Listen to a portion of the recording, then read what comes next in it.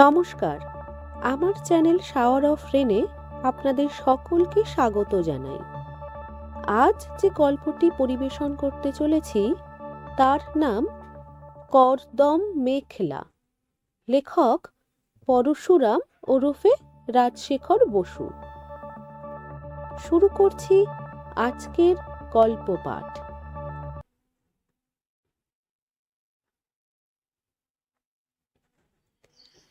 পুষ্কর সরোবরের তীরে বিশ্বামিত্র আর মেনকা কাছাকাছি বসে আছেন।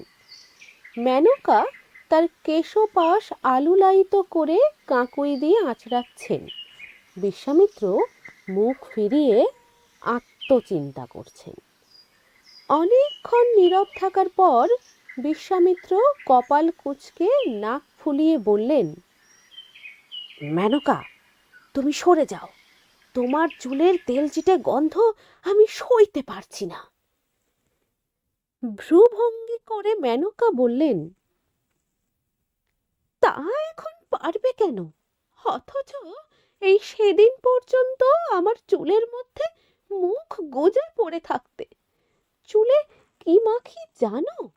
মলয় গিরিজাত নারিকেল তৈলে 50 রকম গন্ধদ্রব্য ভিজিয়ে ধন্বন্তরে আমার জন্য এই কেশ ও তৈল প্রস্তুত করেছেন। এর সৌরভে দেব দানব গন্ধব মানব মুগ্ধ হয়, আর তোমার তা সহ্য হচ্ছে না। মুখ হাঁড়ি করে রয়েছ কেন? মনের কথা খুলেই বলো না। বিশ্বামিত্র বললেন, তুমি মূর্খ অপ্সরা, দ্রব্যগুণ কিছুই জানো না। উত্তম তৈল আবায়ুর সংস্পর্শে বিকৃত হয়। প্রজাপতির নাকের সাড় নেই, কিন্তু অন্য লোকে দুর্গন্ধ পায়। এতদিন তুমি দুর্গন্ধ পাওনি কেন? আমার বুদ্ধি ভ্রংশ হয়েছিল। লুব্ধ কুক্কুরের ন্যায় পুঁতি গন্ধকে দিব্য সৌরভ মনে করতাম।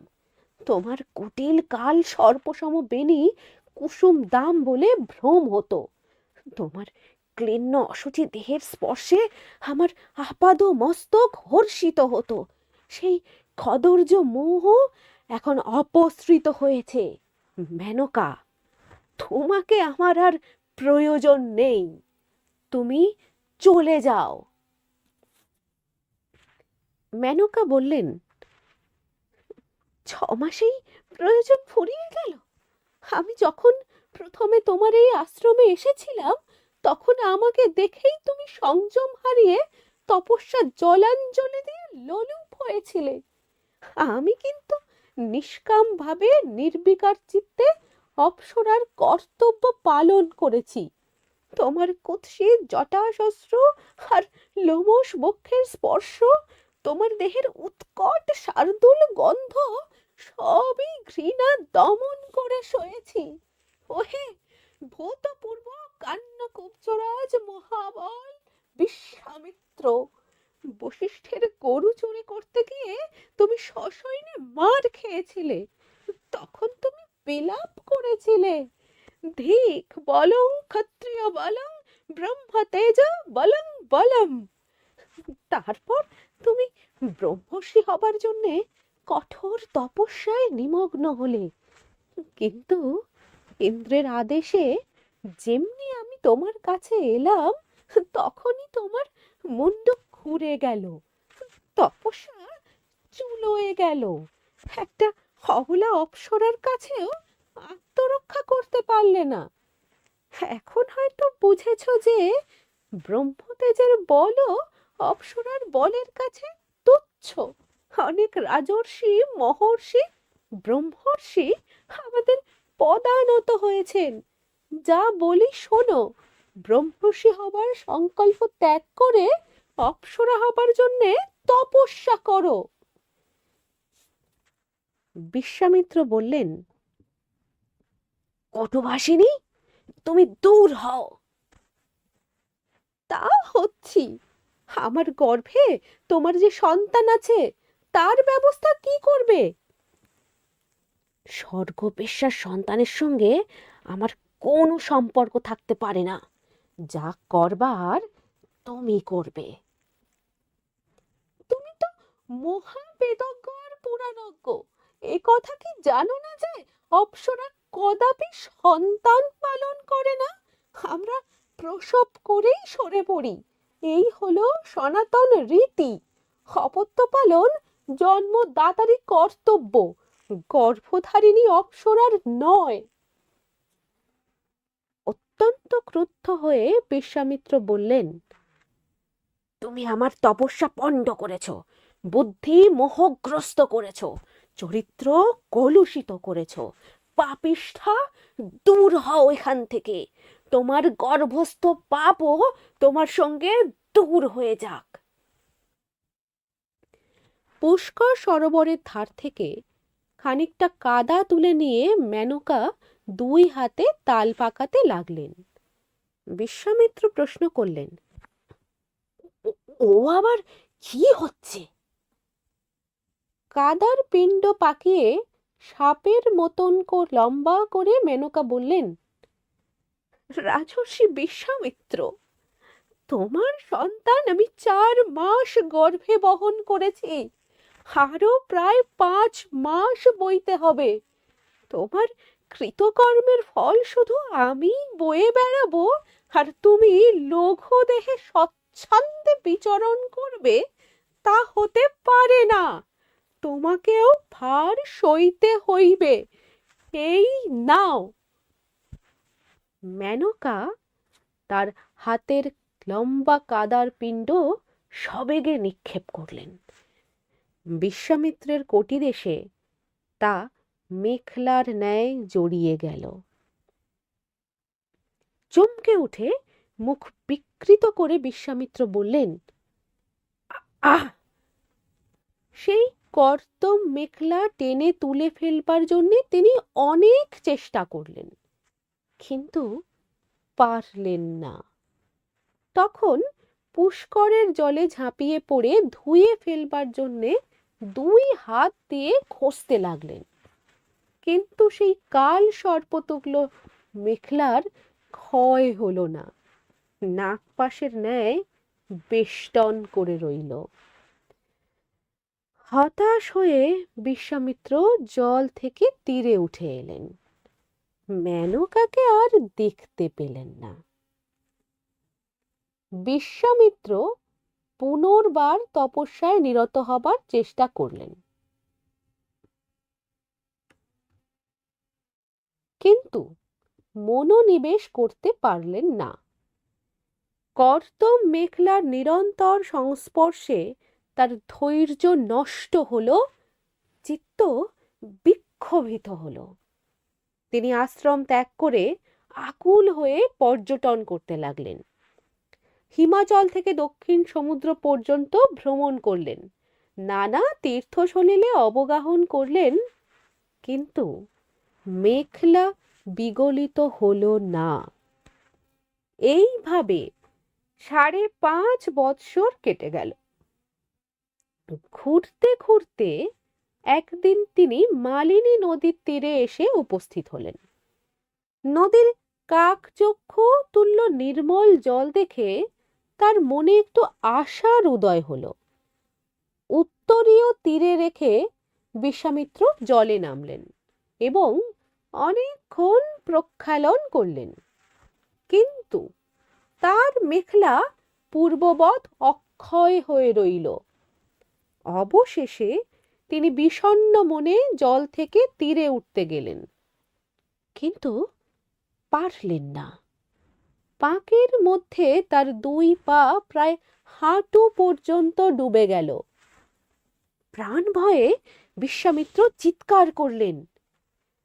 মালিনীর তটবর্তী বনভূমিতে 3টি মেয়ে খেলা করছিল। একটির বয়স 5 আর 2টির 7-8।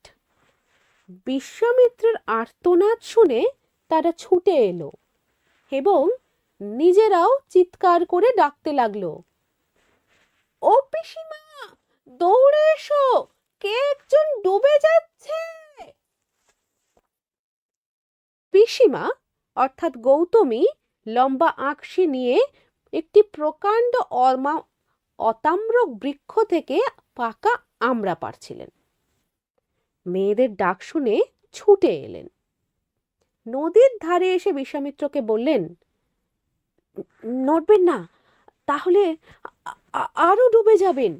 এই আঁকশিটা বেশ শক্ত, পাকের তলা পর্যন্ত পেতে দিচ্ছি। এইটেতে ভর দিয়ে স্থির হয়ে থাকুন।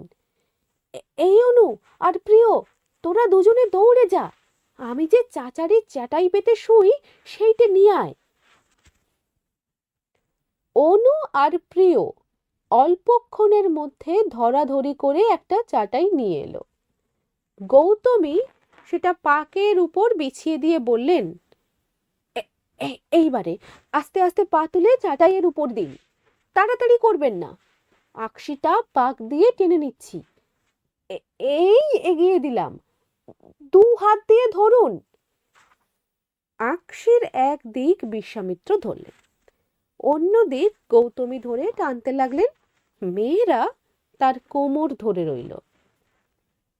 বিশ্বামিত্র ধীরে ধীরে তীরে উঠে এসে বললেন, ভদ্রে, আপনি আমার প্রাণ রক্ষা করেছেন। কে আপনি দয়াময়ী? এই দেবকন্যার ন্যায় বালিকারা কারা? গৌতমী বললেন, আমি মহর্ষি কর্ণের ভগিনী গৌতমী। এই অনু আর প্রিয়, অনুসূয়া আর ত্রিয়ংবদা, এরাই আশ্রমবাসী পিপ্পল আর শালমল ঋষির কন্যা। আর এই ছোটটি শকু, মহর্ষি কর্ণের পালিতা দহিতা শকুন্তলা। আমার ভ্রাতার আশ্রম এই মালিনী নদীর তীরেই। সৌম, আপনি কে? আমি হতভাগ্য বিশ্বামিত্র। বলেন কি, রাজর্ষি বিশ্বামিত্র? আপনার এমন দুর্দশা হলো কেন? অনু আর প্রিয় নাচতে নাচতে বলল, ওরে, বিশ্বামিত্র মুনি এসেছে, শকুর বাবা রে, এক্ষুনি শকুকে নিয়ে যাবে রে। শকুন্তলা ভ্যাঁ করে কেঁদে গৌতমীকে জড়িয়ে ধরল। অনুসূয়া আর প্রিয়ংবদাকে ধমক দিয়ে গৌতমী বললেন, চুপ কর দুষ্টু মেয়েরা, কেন ছেলে মানুষকে ভয় দেখাচ্ছিস? বিশ্বামিত্র বললেন, খুকি, তোমার বাবাকে তা জানো? শকুন্তলা বলল, আমার বাবা কর্ণমুনি আর মা এই পিসিমা। অনুসূয়া আর প্রিয়ংবদা আবার নাচতে নাচতে বলল, তোর বোকা, সবাই জানে আর তুই কিচ্ছু জানিস না। তোর বাবা এই বিশ্বামিত্র মুনি আর মা। গৌতমী দুই মেয়ের পিঠে কিল মেরে বললেন, দূর হয় এখান থেকে, এই রাজর্ষির পরিধেয় ভিজে গেছে, তোদের বাবার কাছ থেকে শুকনো কাপড় চেয়ে নিয়ে আয়, আর তোদের মাকে বল অতিথি এসেছেন, আমাদের আশ্রমেই আহার করবেন। বিশ্বামিত্র বললেন, বস্ত্রের প্রয়োজন নেই, আমার অথবাস আপনি শুকিয়ে যাবে, আর আমার উত্তরীয় শুকনোই আছে, আপনি আহারের আয়োজন করবেন না, আমার ক্ষুধা নেই। দেবী গৌতমী এই বালিকাকে কোথায় পেলেন? গৌতমী নিম্ন কণ্ঠে জনান্তিকে বললেন, মেনকা প্রসব করেই মালিনী নদীর তটে একে ফেলে চলে যায়। মহর্ষি কর্ণ স্নান করতে গিয়ে দেখেন এক ঝাঁক হংস সারস শকুন পক্ষ বিস্তার করে চারিদিকে ঘিরে সদ্যজাত এই বালিকাকে রক্ষা করছে। দয়া করে তিনি একে আশ্রমে নিয়ে আসেন, শকুন কর্তৃক আরক্ষিতা, সেই জন্য আমরা নাম দিয়েছি শকুন্তলা। বিশ্বামিত্র বললেন, কন্যা, একবারটি আমার কোলে এসো। শকুন্তলা আবার কেঁদে উঠে বলল, না, যাব না। তুমি আমার বাবা নও, কর্ণমুনি আমার বাবা। দীর্ঘশ্বাস ফেলে বিশ্বামিত্র বললেন, ঠিক কথা, আমি তোমার পিতা নই। মেনকাও তোমার মাতা নয়। যারা তোমাকে ত্যাগ করেছিল তাদের সঙ্গে তোমার সম্পর্ক নেই। যারা তোমাকে আজন্ম পালন করেছেন তাদেরই তুমি কন্যা। খুকি, তুমি কি খেলনা চাও বলো? রূপোর রাজহাঁস, সোনার হরিণ, পান্না নীলার ময়ূর? অনুসুয়া ঠোঁট বেঁকিয়ে বলল, ভারী তো, আমাদের আসল হাঁস হরিণ ময়ূর আছে। প্রিয়ংবদা বলল, আমাদের হাঁস প্যাক প্যাক করে, হরিণ লাফায়, ময়ূর নাচে। তোমার হাঁস হরিণ ময়ূর তা পারে? বিশ্বামিত্র বললেন, না, শুধু ঝকমক করে। শকুন্তলা, তুমি আমার সঙ্গে চলো। শত রাজকন্যা তোমার সখী হবে, সহস্র দাসী তোমার সেবা করবে, স্বর্ণমণ্ডিত গজদন্তের পালঙ্কে তুমি শোবে, দেব দুর্লভ অন্ন ব্যঞ্জন মিষ্টান্ন পায়েস তুমি খাবে, মণিময় চত্বরে সখীদের সঙ্গে খেলা করবে। তোমাকে আমি সুবিশাল রাজ্যের অধীশ্বরী করে দেব। গৌতমী বললেন, কি করে করবেন? আপনার কান্যকুব্জ রাজ্য যে পুত্রদের দান করে তপস্বী হয়েছেন। তুচ্ছ কান্যকুব্জ রাজ্য আমার পুত্ররাই ভোগ করুক, তা কেড়ে নিতে আমি চাই না। বাহুবলে আর তপবলে আমি শশা গড়া ধরা জয় করে আমার কন্যাকে রাজেশ্বরী করব। যতদিন কুমারী থাকে ততদিন আমি ওর প্রতিভ হয়ে রাজ্য শাসন করব। তারপর অতুলনীয় রূপবান গুণবান বলবান বিদ্যাবান কোনো রাজা বা রাজপুত্রের হাতে একে সম্প্রদান করে পুনরায় তপস্যায় নিরত হব। গৌতমী বললেন, কি বলিস শকু, যাবি এই রাজর্ষির সঙ্গে? শকুন্তলা আবার কেঁদে উঠে বলল, না, না, আমি যাব না। গৌতমী বললেন, রাজর্ষি বিশ্বামিত্র জন্মের পূর্বেই যাকে বর্জন করেছিলেন তার প্রতি আবার আসক্তি কেন? আপনার সংযম কিছু মাত্র নেই। বশিষ্ঠের কামধেনুর লোভে আপনার ধর্মজ্ঞান লোপ পেয়েছিল। মেনকাকে দেখে আপনি উন্মত্ত হয়েছিলেন, এখন আবার তার কন্যাকে দেখে স্নেহে অভিভূত হয়েছেন। এই বালিকার কল্যাণী যদি আপনার অভিষ্ট হয় তবে একে আর উদ্বিগ্ন করছেন কেন? অব্যাহতি দিন, এর মায়া ত্যাগ করে প্রস্থান করুন।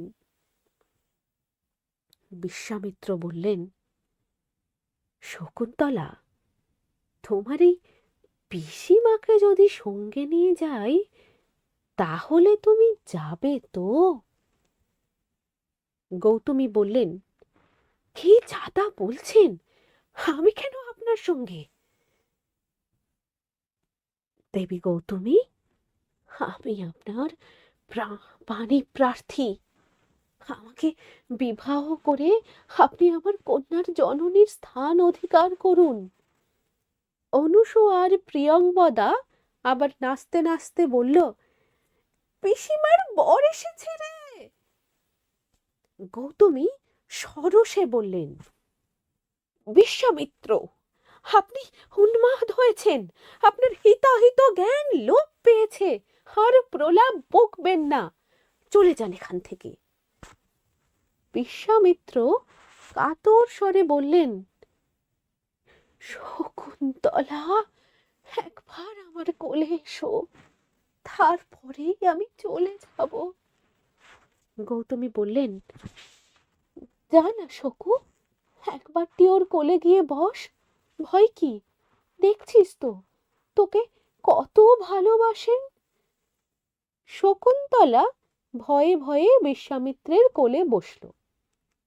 তিনি তার মাথায় হাত বুলিয়ে বললেন, কন্যা, সরাসরি যক্ষ রক্ষ তোমাকে রক্ষা করুন, বসুগণ তোমাকে বসুমতির ন্যায় বিত্তবতী করুন, ধী শ্রী কীর্তি ধৃতি ক্ষমা তোমাতে অধিষ্ঠান করুন। হঠাৎ শকুন্তলা লাফিয়ে উঠে বলল, ওরে পিসিমা রে! ব্যাকুল হয়ে গৌতমী বললেন, কি হলো রে? বিশ্বামিত্র উঠে দাঁড়ালেন। তার কর্তম মেখলা খসে গিয়ে মাটিতে পড়ে কিলবিল করতে লাগলো। প্রিয়ংবদা চিৎকার করে বলল, সাপ সাপ! অনুসূয়া বলল, ঠোরা সাপ। গৌতমী বললেন, জল দুণ্ডুব, ওই দেখ সরসর করে নদীতে নেমে যাচ্ছে। বিশ্বামিত্র বললেন, সাপ নয়, মেনকার অভিশাপ। এতকাল পরে আমাকে নিষ্কৃতি দিয়েছে। কন্যা, তোমার পবিত্র স্পর্শে আমি সাপ মুক্ত, পাপ মুক্ত, সন্তাপ মুক্ত হয়েছি। আশীর্বাদ করি, রাজেন্দ্রের রাজ্ঞী হও, রাজ চক্রবর্তী সম্রাটের জননী হও। দেবী গৌতমী, আমি যাচ্ছি। আপনাদের মঙ্গল হোক। আমার আগমনের স্মৃতি আপনাদের মন থেকে লুপ্ত হয়ে যাক।